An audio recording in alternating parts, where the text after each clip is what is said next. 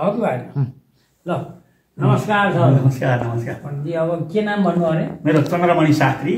चन्द्रमणि शास्त्री। कुन सालको जन्म हो? म 2005 साल श्रावण 13 गते। घर कहाँ पर्यो? मेरो बागलुङ जिल्ला पैयुपाटा गाविस वडा नम्बर 4 जलजला। जलजला। हजुर। भनेपछि हजुरको शिक्षा दीक्षा कहाँ भयो? मेरो पहिला त पिताजीसँग नै घरमै भयो, अनि पछि गएर ऋषिकेशमा 2022 सालमा ऋषिकेश गएर म 30 सालसम्म ऋषिकेशमा बसेँ। म 22 देखि 30 सम्म शास्त्री गर्नु हो? मैले आचार्य गरेँ, वेद विषयमा आचार्य गरेँ मैले। ऋषिकेशबाट किशोर शास्त्री मेरो गुरु हुनुहुन्थ्यो, उहाँसँग मैले वेद पढेँ। ए कुन विश्वविद्यालय? सम्पूर्ण संस्कृत विश्वविद्यालयबाट मैले सन् 75 मा शास्त्री गरेँ, सन् 78 मा मैले आचार्य गरेँ। ए अनि सुनिन्छ नि त। अच्छा, हजुरको बुवाको नाम के छ? मेरो पण्डित लीलाधर रेग्मी प्रतिष्ठित विद्वान हुनुहुन्थ्यो, एउटा जजली पण्डित भन्थे अरू बुवालाई। अब एउटा पहाड तर्फमा धौलागिरी अञ्चलमै प्रसिद्ध हुनुहुन्थ्यो। त हजुरलाई त के भने स्वर्गद्वारी महाप्रभुसित के अरे यो स्वर्गद्वारी भन्छु के अरे गलेश्वर बाबासित हजुरको सम्बन्ध भएको अलिकति सुनाउ न त्यो कुराहरू। कहाँ कहाँ कसरी तपाईँको चाहिँ ऊ भएछ त्यो? अब गलेश्वर बाबासँग त परिचय मेरो कसरी भयो? पहिला म ऋषिकेशमा पढ्दै थिएँ, शास्त्री द्वितीय वर्षको परीक्षा थियो। ऋषिकेश हरिद्वारमा पूर्ण कुम्भ थियो। पूर्ण कुम्भमा हरिद्वारमा म महामण्डलेश्वर गीता भारती कहाँ वियोग यागमा 151 जना पण्डितको आचार्यत्व गरिरहेको थिएँ। म आचार्य थिएँ। त्यति बेला बाबाले मलाई लिन पठाउनु भएको छ। स्वप्ना देखेर लिन पठाएको भन्नुहुन्थ्यो। हो न वहीँ जानुहुन्छ। अनि पठाउन ब्रह्मचारी गए, पूर्णानन्द ब्रह्मचारी भन्ने। अनि उहाँ गएर मलाई जानुपर्छ, म जान्न देवाट भन्ने नामै सुनेको थिइनँ मैले। धेरै कर लगाउनु भयो उहाँले। अनि त्यसभन्दा पछाडि लक्ष्मीचण्डी थियो, 1000 पण्डित खोल्ने मेरो जिम्मा थियो। 5500 पण्डितले 1111 दिनको यज्ञ थियो। लक्ष्मीचण्डी स्वामी करपात्रीको शिष्य लक्ष्मीचन्द्र ब्रह्मचारीको आयोजना गरेको हरिद्वार पन्तद्वीपमा यज्ञ थियो। यज्ञमा म कुण्डको आचार्य थिएँ। मूल आचार्य बनारसको हुनुहुन्थ्यो श्रीनाथजी। म एउटा कुण्डको 75 नम्बर कुण्डको आचार्य म थिएँ। 1000 पण्डित खोजेर त्यहाँ यज्ञ सम्पन्न भयो। अनि म ऋषिकेशतिर देवघाटतिर आउने भनेर कहिले नआएको देवघाटमा आएँ। बाबालाई देखेँ, बाबासँग बसेँ एक रात। अनि मलाई मन लागेन, अनि गएँ फेरि पहाडतिर गएँ, बागलुङतिर गएर बसेर फेरि ऋषिकेश गएँ, पढ्न गएको थिएँ। देहरादुनमा यज्ञमा गएको थिएँ। अनि चिठी गयो बाबाको, ल तिमी त्यहाँ खाइ, यहाँ चुट्टा आउनु, यदि आएनौ भने तिमीलाई नराम्रो हुनेछ, तिम्रो भविष्य अन्धकार हुनेछ। बाबाले चिठी दिएको, सही गरेको देखेपछि फेरि डर लाग्यो। फेरि आएँ देवघाट। आउँदाका भोलिपल्टै अनि पुरुषोत्तम महात्मा परेको रहेछ। अनि पुरुषोत्तम महात्मा कथा भन्न लाउनु भयो बाबाले। मैले कहिले नभनेको बडा मुस्किलले कथा भने 10 दिनसम्म याद आएन। पुरुषोत्तम महात्मा सकेर अनि काठमाडौँ जाने, ल जानु पर्यो। काठमाडौँ भन्नुहुन्थेन बाबाले, नेपाल जाने। मैले चिठी लेखिदिन्छु, प्रधानमन्त्री छन् नरेन्द्र प्रसाद रिजाल, उनका गएर बस्ने खाने उहीँ हो, तिमी दुःख नमान्नु, सिधै नेपाल जाऊ भन्नुभयो। अनि गएँ नरेन्द्र प्रसाद रिजाल कहाँ बालुवाटारमा गएर बसेँ। 15 दिन बसेँ म। अनि नागरिकता बनाउन धेरै प्रयास गरेर गोवर्धन कार्की लगाएर नागरिकता बनाएर नियुक्ति लिएर आएँ। अनि आएर बसेँ 6 महिना। महिनाको 250 तलबमा नियुक्ति भएको हुँ म। 6 महिना बसेँ। 6 महिनापछि मलाई अरू इच्छा थिएन, पिएचडी गर्ने इच्छा थिएन। मलाई धर्मशास्त्रको आचार्य गर्ने इच्छा थियो। मलाई धर्मशास्त्रको आचार्य गर्ने धेरै नै इच्छा थियो। पिएचडी गर्ने त त्यति इच्छा होइन, अझ पनि छैन। अब त सक्दिनँ। पढ्ने इच्छा भएर बाबासित छुट्टी दिन्छु, मान्नु भएन। अनि शिक्षण कामले अझ पनि हुनुहुन्छ। अस्ति 3 दिन पहिला भेट भयो बजारमा। अनि उहाँलाई भन्न लगाएँ, बाबा शिक्षणजी तपाईँ गएर बाबालाई भनिदिनुहोस्। के भनिदिनुहोस् भन्दा यसले पढाउन जानेन, यसलाई छोडिदिनु भनेर भन्नुहोस् भनेर लागेको। तपाईँ पछाडि गएर सुन्नुभयो। म बाबाको कुटिया पछाडि गएर बसेँ। उहाँले गएर बाबा अहिलेका पण्डित धेरै पढाउन जानेका रहेछन्, धेरै शिक्षित पनि रहेछन्, यसलाई बिदा गरिदेऊ, जान्छु भनेका छन्, यसलाई छोडिदेऊ, अर्को अध्यापक खोजौँला भन्नुभयो उहाँले। मैले पछाडि गएर सुनेको छु। यसो भन्नु भनेको थिएँ, उहाँ गएर भन्नुभयो भनेपछि हो र मन त मन परेको छ पण्डित त भन्नुभयो बाबाले। होइन एक्चुली उहाँलाई चित्त बुझेन, विद्यार्थीले चित्त बुझाएको छैनन्, हामीलाई नि पढाएको चित्त बुझाएको छैन, उहाँलाई बिदा गरिदिउँ भन्नुभयो उहाँले। भनेपछि ल त्यो पण्डितलाई बोलाउनु त भन्नुभयो। अनि श्रीकृष्णजी त आयोजन गर्नुभयो, थाहा पाएँ। म पनि गएँ वहीँ। गएपछि अनि बाबाले मलाई बाबा पण्डित बा भन्नुहुन्थ्यो। पण्डित बा यहाँ बस्ने मन लागेन, के भयो? खाना मिलेन कि पैसा थोरै भयो कि के भयो? ल भन्नुभयो। अनि म अरू होइन बाबा, मलाई यहाँ मन परेको छ, तीर्थस्थान राम्रो छ, तर मलाई धर्मशास्त्रबाट आचार्य गर्ने मलाई ठुलो इच्छा हो। मलाई पढ्नको लागि म 6 महिना बसेँ।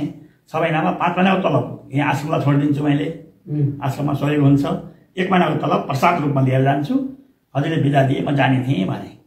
हात जोड राखेर तिमीलाई मैले सपना देखेर बोलाएँ, तिमीले छोड्यो भने मैले शराब दिन्छु भनेर बुढा खुब रिसाउनु भयो।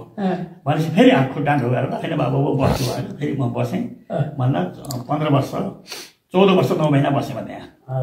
बसेर 36 साल फागुन 3 गतेसम्म सहायक भएर बसेँ। 36 साल फागुन 4 गतेदेखि प्रह भएर बसेँ त्यहाँ। बसेँ, विद्यार्थीलाई धेरै मैले प्रगति गराएँ, शास्त्री आचार्य धेरै गराएँ मैले।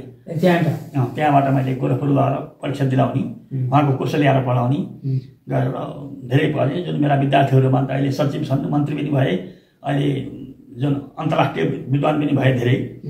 र यसमध्येमा सबभन्दा डाक्टर लक्ष्मण गौतम छन् काठमाडौँमा, जसलाई कखदेखि मैले पढाएको, उनले अन्तर्राष्ट्रियबाट नि उनले पुरस्कार धेरै पाए, इत्यादि गरेका विद्यार्थी धेरै भए। मैले 15 वर्ष 9 महिना गरेर अनि अन्तिममा गएर बस्दा बस्दै यानि 44 साल पुस नभए मैले राजीनामा दिएर छोडेको। मैले उपदान लिएर छोडेँ।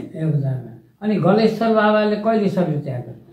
गलेश्वर बाबा 32 साल जेठ 27 गते उहाँले भन्नुभयो, मैले 4 पल्ट काल फर्काएँ, अब कति फर्काउनु, म जान्छु, मेरो क्रिया नगर्नु, मलाई 2 मुरुदले पुर्दिनु भन्नुभयो। दिनमा हामी सीताराम ब्रह्मचारी निम्बार्की देवनागरी बाबा भन्थ्यौँ, भण्डारी हुनुहुन्थ्यो, उहाँ 2 जना, पोखरेलले आमा 3 जना, अनि हाम्रो केशव 4 जना, मसित 5 जना, मायादेवी 6 जना थियौँ। 6 जना बसिया थियौँ। दिनमा त्यसै भन्नुभयो। अनि उपदेश सुनाऊ भन्नुभयो। दिनभरि मैले उपदेश सुनाएँ। अनि राति 1 बजेको टाइममा अनि पहिला बाजाबाजीको शब्द आयो। के को बाजा बज्यो भनियो। अनि बाजाबाजीको शब्द ठुलो धुनबाट शब्द आयो। उहाँ प्रार्थी भन्नुभयो। मैले 2 वर्ष बसेँ, तर बाबालाई मैले शुद्धको देखिनँ। 1 दिन पनि शुद्ध, 1 घन्टा पनि शुद्धको देखिनँ। खालि प्रार्थी बार्ने, कपडा बाँधेको त्यो खरानी घस्ने, सिद्धासनमा भन्नुहुन्थ्यो। अनि खरानी घसेको एउटा लङ्गोटी छ, अरू केही पनि छैन। अनि राति पनि मैले चेक गर्न आउँथेँ। राति बाबा सुत्नुहुन्छ भनेर राति 1-2 बजे उठेर आउँथेँ, बाहिर हेर्थेँ। काठका फलियाको पुरै देखिने, उनी बसेको हुनुहुन्थ्यो। मैले कहिले सुत्नु भएन। अनि अझ राजदरबारमा बोलाइयो। महेन्द्र राजाले बोलाउनु भएको छ, त्यो बेला थिइनँ। महेन्द्र राजा मरेको कोठामा वार्षिकमा सप्ताह गर्ने भनेर 7 दिन सप्ताह बसेँ म त्यहाँ। जुननाथ गुरु, राजाको गुरु वाचकी, म रुद्री भार लिएर राजदरबारमा बसेँ म 7 दिन त्यहाँ बङ्गालामा। अनि रायनले मलाई धेरै बाबाको विषयमा धेरै सोध्नुहुन्थ्यो। अनि बाबाले के खानुहुन्छ, के लगाउनुहुन्छ, के दिउँ कपडा, कम्बल दिउँ भन्दा कम्बल पनि ओढ्नुहुन्न उहाँले। कुनै कपडा ओढ्दै नओढ्ने, खालि त्यही खरानी घस्ने हो, केही नै होइन। अनि विद्यार्थीलाई बेला रग भन्ने पाइन्थे, रग भन्ने विद्यार्थीलाई त्यति बेला 90 जना विद्यार्थी थिए। रग लिएर हामी 2 जना अध्यापकलाई स्वेटर कम्बल दिएर रायनले गाडीमा पठाउनु भयो देवघाटमा। त्यसरी बसियो।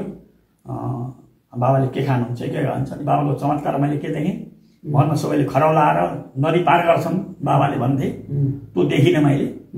उहाँले बिहान उठेर 2टा बाल्टी, जुन अहिले एउटा बाल्टी उचाल्न सकेनन्। अहिले पानीका धारासँगको बेला पानीको सुविधा थिएन। कोही बेनीमा गएर कोही हिलो पानी ल्याउने हो, गङ्गाजीमा गएर 2टा बाल्टी नुहाउने, 2टा बाल्टीमा 2टा हातमा समातेर उहाँ र रुद्री पाठ गर्दै आश्रममा आउनुहुन्थ्यो। 1 पुरा सकिन्थ्यो। आउँदाखेरि पानी राख्यो, अनि ल्याएर फिटक्री डुबाइदियो, अनि एकछिन पछि सग्लिन्छ पानी, बल्ल खाने हो, अरू उपाय थिएन त्यहाँ। गर्नुहुन्थ्यो। बाबाको चमत्कार मैले के देखेँ, त्यहाँ सीताखुबा बन्दी छ, सीताखुबा लिस्टो बन्दी थियो। हाम्रो पाहाडमा लिस्टो बन्थ्यो, यतातिर भराङ केही भन्छन्, एउटै काठको बिचा खड्केला फुर्केला बनाएको हो, त्यो लिस्टो धबेराले खाएर सिद्धिया थियो। अनि बोटेलाई बोलाउनु भयो र यो बनाएको थिएँ मैले भनेर ठुलो रुखको लिस्टो कटाए। 3 दिन लाएर बोटीहरू गुरुङ, त्यहाँ अरू बाहुन त एक पनि थिएन, खालि बोर र गोटे र गुरु मात्रै थिए। उनलाई लगेर दिनभरि देउटी खोला भन्ने ठाउँमा गएर एउटा ठुलो रुख ढालेर लिस्टो बनाइयो। अनि त्यो दिन ल्याउन सकिएन। अनि ल्याएन बाबा, पण्डित बाबा भन्नुभयो। आज ल्याउनु सकेन, भोलि ल्याइन्छ बाबा भने। भोलिपल्ट बिहान लो खाना खाएर जान्छु पण्डित बाबा भन्नुभयो। अनि अर्काले पढाउने, मलाई फेरि उहीँ जानुभयो। फेरि गएर 8 जना गोटेहरू, 2 जना गुरुङ, 10 जना भएर रसी लाएर बोकेर देउटी खोलाबाट मुकेन्द्र मन्दिरसम्म ल्याए। त्यहाँबाट ल्याउन सकेन, साँझ पऱ्यो। त्यसै ठुलो रुख थियो। अनि लिस्नु थियो, मुकेन्द्रमा राखेर भोलि ल्याउँदा, भोलि सके हुँ आश्रमको प्रबन्ध नभए विचारसम्म भोलि लाने हो भने त्यो थपै लाएर गए। अनि आए। आज ल्याउनन् भन्नुभयो बाबाले। होइन बाबा लिन सकेनन्, अहिले मुकेन्द्र ल्याएको छ चक्रवर्ती मन्दिर, अब भोलि ल्याउँछन् भने। कस्तो हुन्छ लैनस् त बाबा, पण्डित बाबा देखाउनुहोस् मलाई भन्नुभयो। अनि बाबा पनि मसँग दुवै भएर मुकेन्द्रमा गयौँ लिस्नु। 8जनाले उचाल्न सकेको बाबाले त एक्लै काँटामा उचालेर लिएर आउनुभयो लिएर आएर सिद्धगुफामा आफै राख्नुभयो त्यो चमत्कार देख्यौँ बाबाको बाबालाई अब 126 वर्षको भन्ने धेरै सिद्ध पुरुष जसले बाबालाई योगेन्द्र नाथले नै धेरै प्रचार गरिदिनु भएको उहाँको ताप्लेजुङ जन्म ताप्लेजुङ जिल्ला बाँसबोटे गाविस निरौला परिवारको हुनुहुन्थ्यो उहाँका बेटी श्रीमती रहेछन् श्रीमतीलाईसँग सम्पर्क नगरिकन उहाँले पढ्न भनेर हिँड्नु भएको तपस्या गर्नुभयो 24 वर्ष गलेश्वर बसेको हुनाले नाम गलेश्वर बाबा उहाँको नाम त थियो ईश्वरानन्द तर गलेश्वरमा धेरै बसेको हुनाले यहाँ सबैले गलेश्वरबाट आए बाबा भएर नामै गलेश्वर बाबा भन्ने नाम रह्यो उहाँको धेरै सिद्ध पुरुष हुनुहुन्थ्यो मैले 14 वर्ष 9 महिना मैले पढाएर अनि राजीनामा दिएको मैले तर हजुरलाई चाहिँ त्यो ऊ चाहिँ विष्णु उठाएर लिएर आएको एउटा देख्नुभयो गर्नुभयो त्यस्तै उहाँका चमत्कार या उहाँका सिद्धिहरूका के कुरा छन् अरू सिद्धि अनुभव गरेको मैले अनुभव गरेको सुतेको देखिनँ एउटा सुतेको एक पनि मैले सुतेको देखिनँ बोल चल्नुको आउँदा कोही आउँथ्यो हेराउन एउटी बुढी आएर बाबा कति वर्षको हुनुभयो भनेर सोध्छ एउटी बुढी आएर मलाई म त सानैमा जन्मेको मलाई थाहा छैन भन्नुहुन्छ कति वर्ष भन्नु भनेको भन्दाखेरि त रिसाएर के तँलाई छोरी नै खोजिस् मलाई भन्नु त्यो गुरुनी बुढी थियो अनि बल्ल बुढी फर्केर गई त्यस्तै हेर्न आउँथे आउँदाखेरि बाबा यसो हेरिदिनु भनेर हात हेर्नुहुन्थेन अनि केरा लिएर आउँदा तिम्रो बाबालाई छोरा कसरी दिन्छु भनेर लिएर आएछौ तिम्रो त यहाँ धेरै ल्याएछौ नि त्यो तिम्रो भाग भएर छोरा फर्काइदिनु छोरा पनि आफूलाई त्यसो गर्नुहुन्थ्यो अनि जो आयो पनि हातले काम मुखले राम कुनै गर्दा हातले काम मुखले राम गर्नु कुनै काम हुँदा पनि नामको नाम नसोध्नु भन्ने अनि वेदको कसैले निन्दा गर्यो भने बुबाहरू नि वेदमा असाध्यै मान्ने उहाँले भन्नुहुन्थ्यो यो साङ्ग वेदान विधिवत वदन्ती ते ब्राह्मणा वैदिक नामधेया वेदेन हीना यदि केही सन्ति ते शूद्र तुल्या भविष्यन्ति जो वेदबाट हिँड्छ भने जति ब्राह्मण भए पनि त्यो शूद्र हो शूद्र समान हो तेलसोको पानी पनि खानुहुन्न भने वेद नै हो सर्वोपरि हाम्रो ब्राह्मणको मुख्य वेद हो भन्ने बेललाई मान्ने कसैले आएर बेललाई निन्दा गर्यो भने रोइहाल्नुहुन्थ्यो अनि भन्नुहुन्थ्यो किन विद्यालय खोलेको भनेर कसैले प्रश्न गर्थे गर्दा भने भन्छ कोही 3 विषयको आचरण भन्छ कोही 4 विषयको आचरण भन्ने आउँछ यहाँ अनि गौत मन्त्र भन्दा जान्दिनँ भन्छ मैले के भयो त्यो भनेर मैले कर्मकाण्डको लागि मैले विद्यालय खोलेको हुँ यहाँ कर्मकाण्ड पढाउनुपर्छ वेद पढाउनुपर्छ आचार विषयमा राख्नुपर्छ ब्राह्मण भएर के खाउने के लगाउने के सुन्ने के नसुन्ने के देख्ने के नदेख्ने विचार गरिएन भने त्यो ब्राह्मण होइन त्यो शूद्र तुल्य हो ब्राह्मणत्व राख्नुपर्छ परिचय गराउनुपर्छ भनेर उहाँले 20 विषयमा राखे विद्यार्थीहरूलाई कुनै विद्यार्थीलाई हामीले विद्यार्थीलाई कट्टु लगाउन हामीले दिएन लौडी लगाउन अनिवार्य लगाउनु पर्यो कोहीलाई कट्टु लगाउन दिएन निलो कपडा कालो कपडा लगाउन दिएन विद्यार्थीलाई हामीले अनि पैँटो लगाउने भस्म लगाउने त्यसबाट लगाएर त्यस 20 विषयमा राखेर हामीले काम गऱ्यौँ गलेश्वर बाबा हुँदाखेरि अरू पनि त्यहाँ सिद्धहरू थिए कि के थियो सिद्ध त उहाँको चेला एकजना नारायणगिरी भन्ने हुनुहुन्थ्यो नारायणगिरी उहाँका मुख्य चेला त उहाँका धेरै थिए तर नारायणगिरी उहाँले उहाँका धेरै सिद्ध पुरुष हुनुहुन्थ्यो उहाँलाई भेट्न मैले बद्रीनाथ यतापट्टि शेषधारमा गएर मैले एकचोटि दर्शन गरेँ उहाँको देवबाट आएर बस्नुभयो 1 वर्ष बस्नुभयो अनि त्यहाँ पनि चित्त बुझेर छोडेर जानुभएको अहिले उहाँको शरीर पुरा भइसकेछ उहाँका चेला त धेरै भए हम्पाल ब्रह्मचारी भन्ने लक्ष्मीनन्द ब्रह्मचारी जसले पछि दण्डीसानी हुनुभयो विद्यालयको सम्पर्क उहाँलाई जानु दिने चिठी लेख्ने म हुँ ल बाबु अब म जाँदैछु विद्यालय आएर सम्हाल्नु भएर चिठी लेख्नु भएको बाबाको सही थियो अरू लेख्ने म थिएँ बाबाले सही ईश्वरानन्द ब्रह्मचारी लेख्नुभएको थियो पछाडि त्यही बाबा गइसकेपछि मायादेवीले मुद्दा दिइछ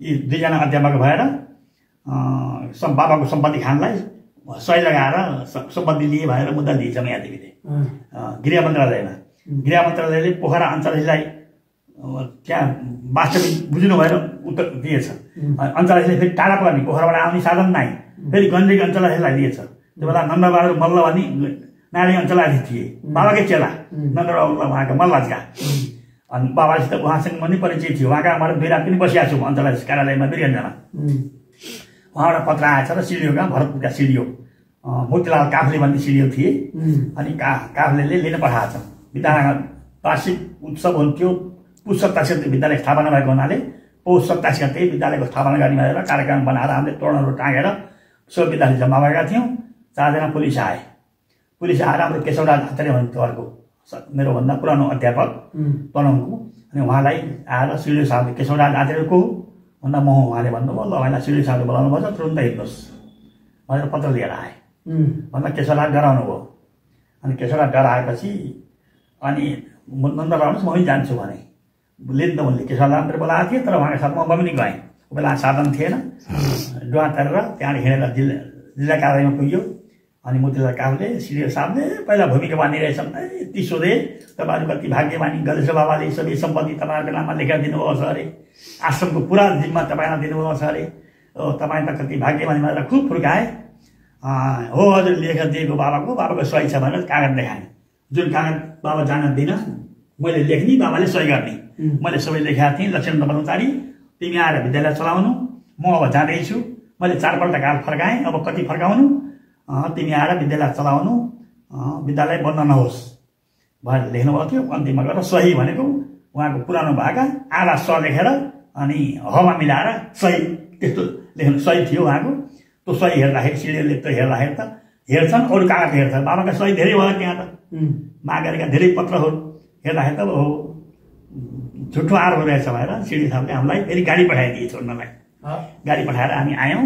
भैटिनीहरू बिचरा तिरा बसेर रोइरहेका, 2जना अध्यापक गए। अब के हो नि यो, पुलिसले लिएर गए, अब यसलाई पक्रायो भने कि जेलमा जाने कि भनेर भैटिनीहरू रोएर बसेर छन्। अनि आना आइन पारी गाडी ल्याइदियो सिडिओले पठाएर। अनि वारी आयौँ, विद्यालय चलो। यादेवले धेरै हामीलाई दुःख दिइदियो। कहिले भवन कथा भन्ने, कहिले उतिखेर गुरु भन्ने गर्दा गर्दै विद्यालय चिरेकेर प्रयोग चल्यो। त्यहाँ चाहिँ के अरे ऊ थियो अरे त